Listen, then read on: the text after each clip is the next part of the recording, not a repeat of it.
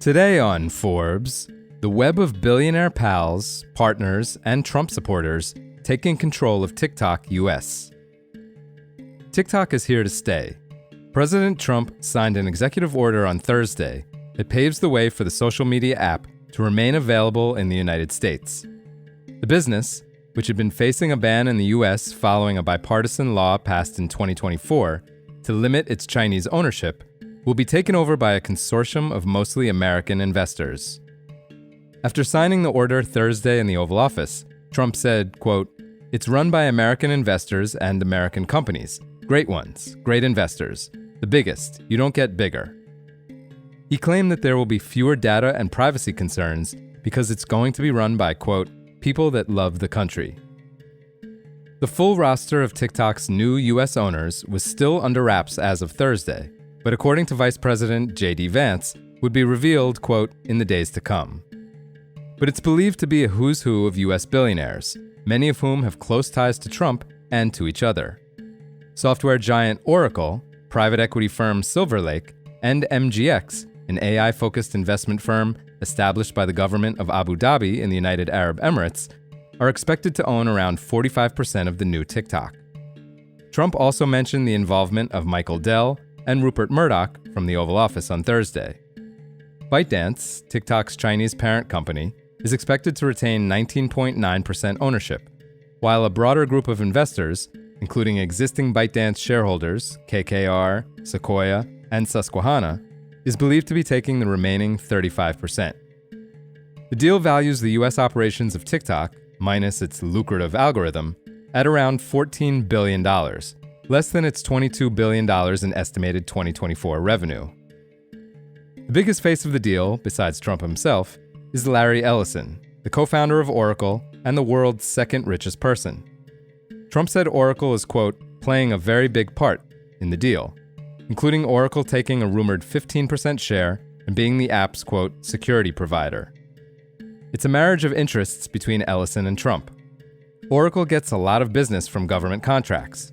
Plus, according to a regulatory filing, its, quote, "revenues and profits would be adversely impacted if Oracle can't keep managing the data and infrastructure of TikTok's US operations, which represent an estimated 15% of ByteDance's business." Trump, for whom image is king, certainly has much to gain from a social media app owned by someone who's friendly with him. The president also owns somewhere between $32,000 and $130,000 in Oracle shares, per his latest financial disclosure, which would make Trump, like all Oracle shareholders, technically a small, indirect owner of TikTok. Ellison, speaking to Forbes in 1996, of then-dominant Microsoft, said, quote, "If you had an absolute monopoly, what would you think of anything that threatened that monopoly? Those with the most have the most to lose." Now Ellison and his own software firm appear to be buying up as many bits of the technology and media markets as he can, from Paramount, and perhaps Warner Brothers, to stakes in X and potentially TikTok. Another rumored major investor in the deal is Abu Dhabi-based MGX, an AI-focused investment firm backed by the United Arab Emirates Sovereign Wealth Fund. Like the others, MGX has a connection to Trump. The firm announced a $2 billion investment in crypto exchange Binance in March, funded using $2 billion of USD1, the stablecoin created by Trump's World Liberty Financial.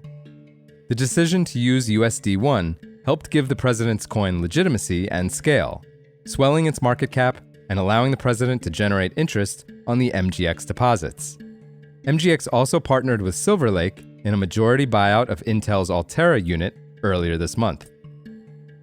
It remains unclear what exactly will happen to the 1/3 or so of the new US TikTok that will be owned both by existing ByteDance investors and new shareholders, to what extent that shareholding might mirror ByteDance's existing ownership structure, or whether any cash will change hands in that part of the deal.